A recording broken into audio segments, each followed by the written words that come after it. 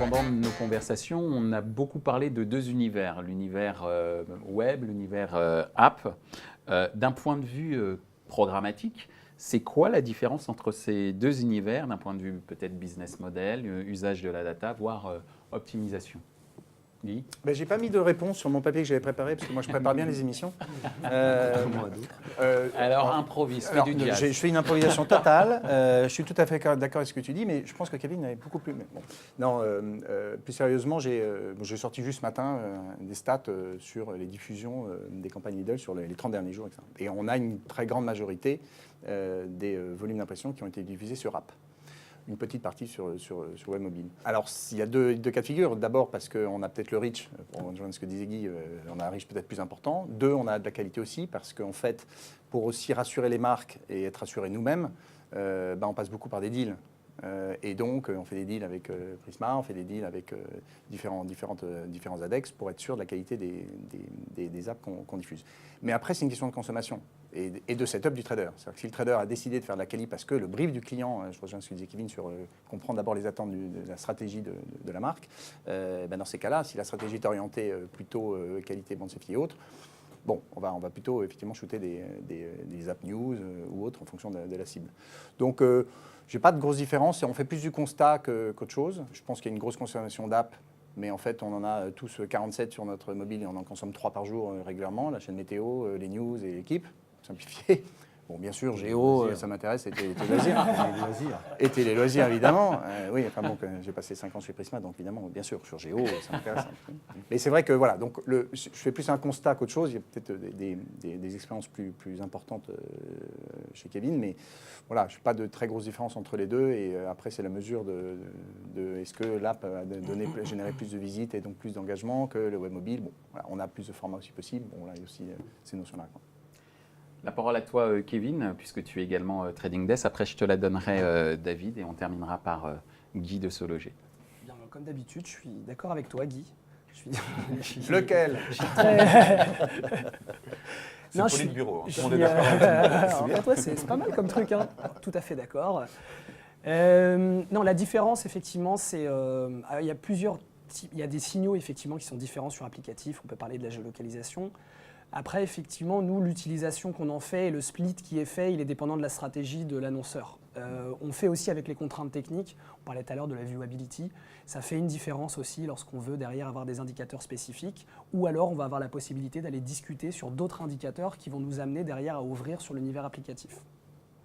Quand on parle d'app engagement, ça va être un peu le même sujet. On va être dépendant des outils tiers qui vont être en capacité de réconcilier la donnée.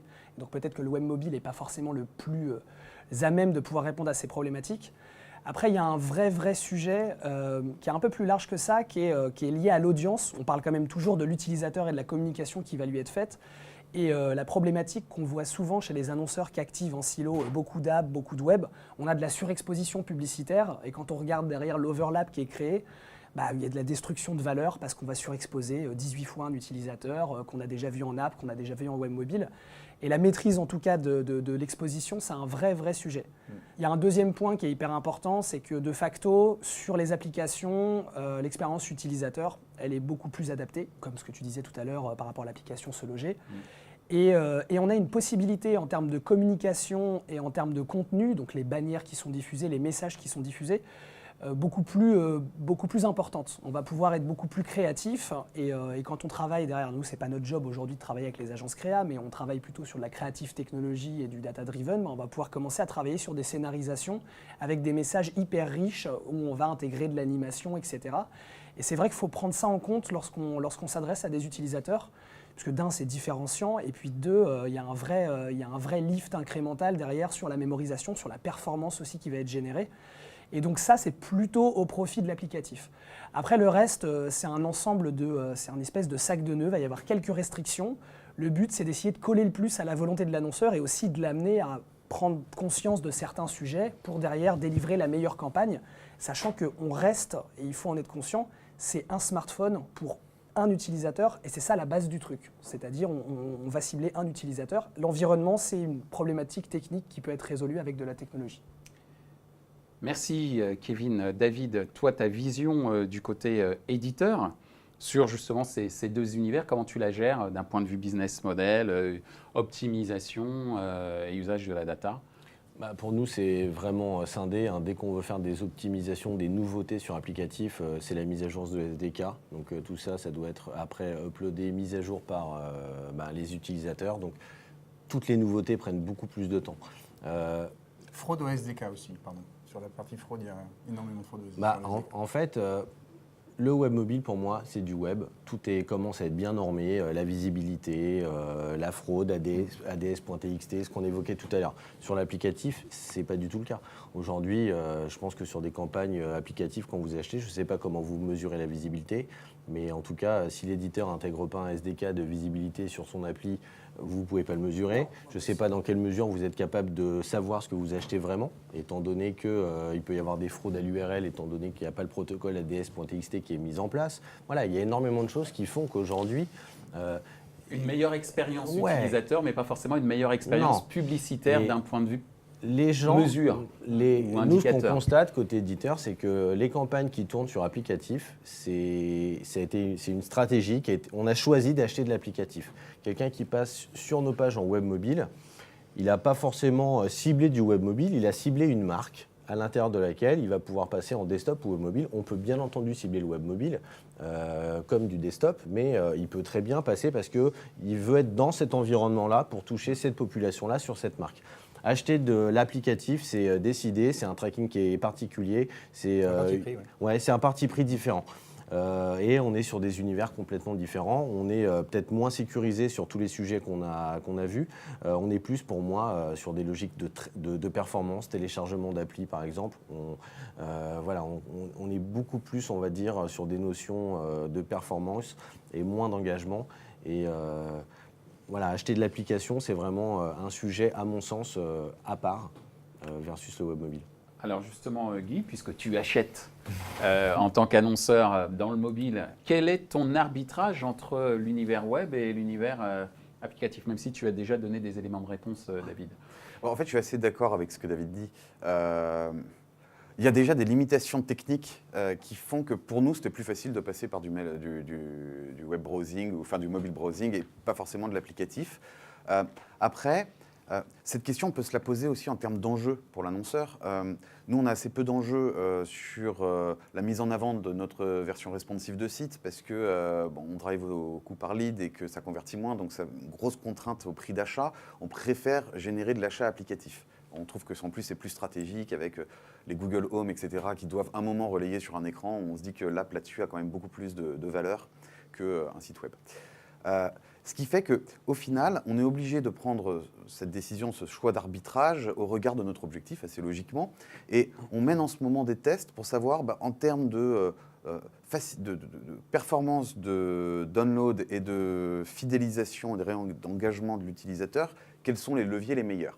Et dans ces tests, c'est vrai qu'on a l'impression que la partie mobile browsing est quand même plus maîtrisée technologiquement. Sur l'app, il y a quand même... je vais pas dire, allez, je vais le dire, il y a quand même pas mal de fraudes, il y a quand même pas mal de margoulins. On est là pour tout dire, même si c'est le politburo.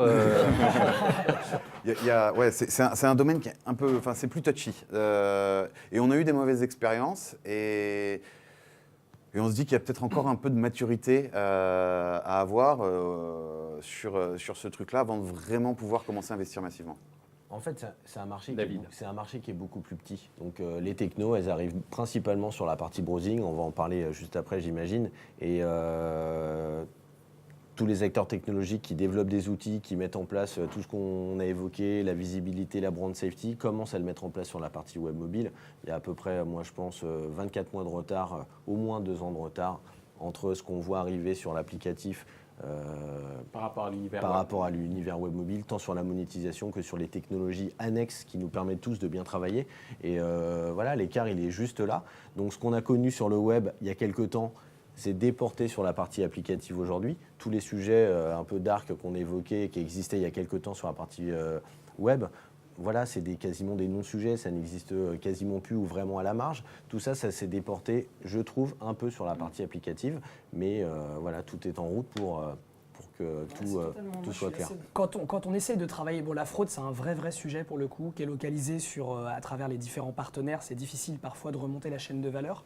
Après, c'est aussi le rôle, moi je trouve, et Guy me dira ce qu'il en pense, mais je trouve que c'est aussi au rôle des acheteurs derrière de ne pas forcément attendre l'avènement d'une technologie qui va permettre de faciliter tout et d'avoir tous les filtres disponibles, mais aussi à nous de pouvoir répliquer des méthodes qui ont été utilisées sur le browsing ou d'ailleurs de créer des méthodes sur l'applicatif pour aller justement identifier comment on achète des environnements qualitatifs. Ça peut se faire de manière commerciale à travers des partnerships avec Prisma par exemple. On va acheter des inventaires dont on est sûr de la qualité. Et puis ça peut se faire aussi côté DSP, en travaillant avec de la donnée brute, en ayant la capacité de savoir, bah oui, j'ai un taux de clic de 15%, a priori, c'est... À travers des systèmes de Deal ID, par exemple? Alors, des systèmes de Deal ID, tout à fait, et également à travers des systèmes où on va remonter de la donnée brute sur des campagnes pour, au fur et à mesure, avoir un entonnoir où on va garder que les inventaires les plus qualitatifs et ceux dont on est sûr de la performance. Et ça, pour le coup, l'app download, ça a été un vrai sujet, parce que nous, on a très peu travaillé cette partie-là, on fait quasiment exclusivement que de l'app engagement, pour vraiment avoir un niveau extrêmement profond de ce qui se passe. Et quand on regarde l'engagement d'un utilisateur sur une diffusion applicative, soit sur un site mobile ou soit sur une application, bah déjà on a un peu une idée de ce qui se passe. On sait très bien que plus il y a d'engagement au fond de funnel, plus il y a d'engagement, un achat, un lead, etc. On sait qu'on est sur un environnement qui est a priori plus qualitatif d'un autre environnement où on va avoir beaucoup de downloads et rien du tout après.